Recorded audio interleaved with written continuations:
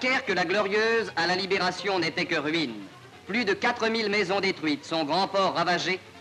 Dunkirk was one of the last pockets of German resistance in France. Hitler had ordered his troops to hold out until the end. Paris had been liberated 9 months earlier, but Dunkirk had to wait until the 9th of May 1945, a day after Germany surrendered. Stéphane Bijon was 15 when he returned to his home in Dunkirk. It was in ruins. It was devastated. There were rats running everywhere. It was a difficult time for my parents because there was nothing to eat. For the first few weeks, there was nothing. But the war was over. That's what mattered.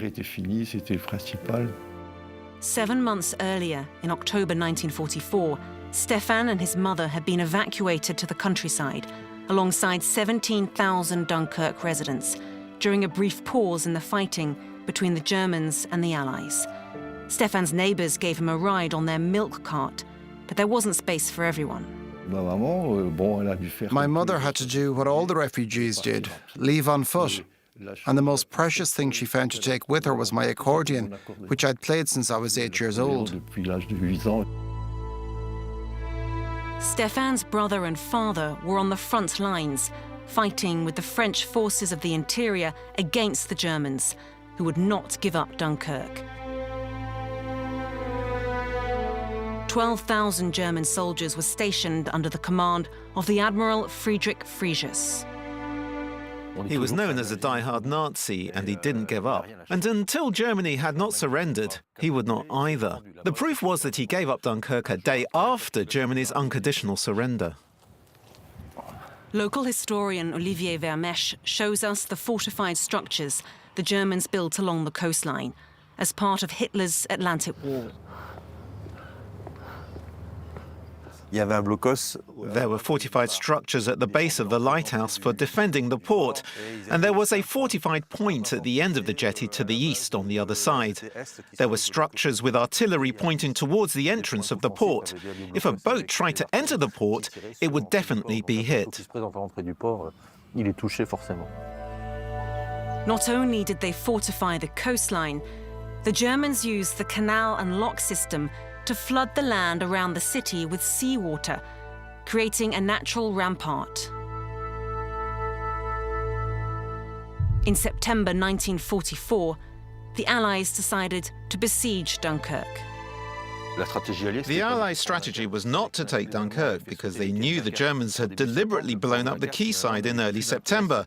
So the port of Dunkirk was no longer of strategic importance. So they made a detour around Dunkirk. They hoped that by bombing and firing artillery, the Germans would surrender, but they did not. In Dunkirk today, the scars of the fighting are still visible.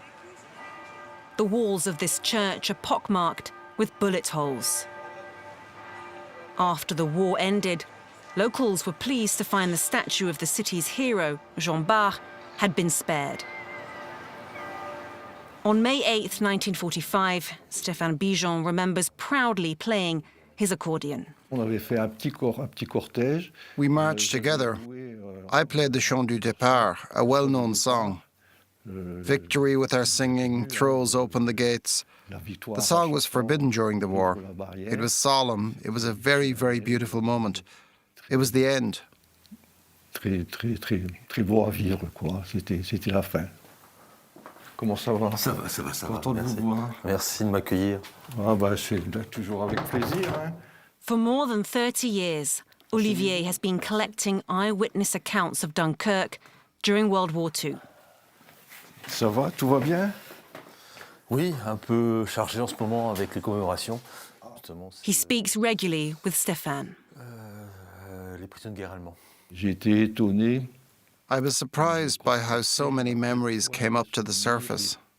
The little memory I've left is full of that period in time. C'est rempli de toute cette période, de tout ce qu'on All we lived through, the good and the bad. De bon et de mauvais.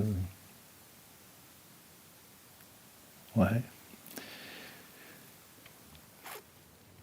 A former head teacher, Olivier continues to teach children about the history of their city. We grew up with the remnants of the war.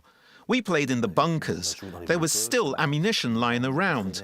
Our parents and our grandparents told us about what had happened. The younger generations now don't live it like we did, so we need to get them interested. That's the work of those who pass down memories. C'est le travail des passeurs de mémoire. God forbid that happens again. Tout est là. Nothing is for sure. Oh là là. The objective is simple: preserve the memory of what happened in Dunkirk, in the hope that history does not repeat itself.